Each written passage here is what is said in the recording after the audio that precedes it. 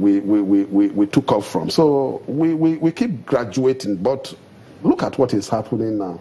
Can you imagine respecting the principles of separations of power? These are equal arms of government.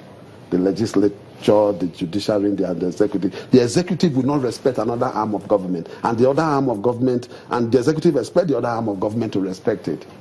What system are you creating? Is that not almost an autocratic arrangement? That if a competent court of jurisdiction tells you that, no, this is what I've interpreted, and this is the position, and this is what you should do, then the executive will say no. When you talk about media trial, are you referring to the amount of monies they say they found in people's homes or stashed, as we've seen everywhere? Outside this... the foreign currencies as well. Which of them are you talking about? There's several. Just tell me one. The Ikoyi issue. The Ikoyi issue is very laughable because these are government agencies, all right? These are government agencies under the same government. Now, they are the one carrying out these investigations. For whatever reason, this report is not out yet. And I expected that in line with transparency, let's get the report and really know what happened to this money. Who are really the owner of this money? So would you term that a media trial? For what? Would you term that a media trial? Because they have not concluded the whole issue. I see something being hidden. As far as I'm concerned, there is something being hidden.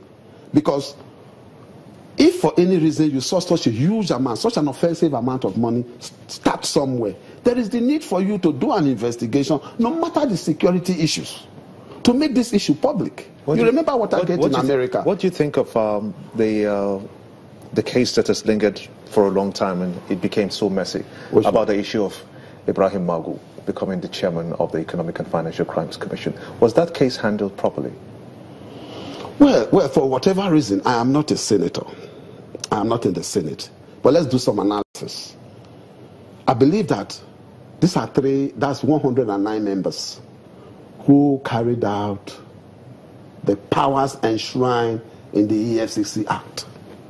And for the first time, they said, for whatever reason, we won't clear this man. They went further, and the president sent the name back in line with the same powers. And on the basis of that again, the Senate said, no, based on this information, we cannot clear this specific individual. I have nothing against Magu as a person. I believe in the system. I think Magu is even a personal friend. But I think that we must do everything to survive democracy. We copy this thing from the American system of governance. And let me ask, today Donald Trump is the #1 citizen of this world, the most powerful man in this whole world, If Donald Trump sent a name to the American Senate, and the American Senate refused to clear that person, would that person be sitting there in an acting capacity? Because this is where you copied. Why do we always copy the wrong things? I don't have anything against Magu as a person, but I believe that we must strengthen this system, strengthen the institution, and respect the rule of law. And speaking about strengthening institutions and systems, was it strengthened because the monies said to have found in Yakubu's house and the one stashed the Ikoyi billions? They also say that these were monies during the Jonathan administration. Were there strong institutions at that time? No. You see, I'm not looking at the Jonathan or even castigating the APC in respect of our institutions. Yes. You see, one major failure in our democratic practice is the institutions. The institutions are not strong because the institutions are always controlled by the executive, and I think it is wrong. There must be some level of independence. What did your party do to correct that?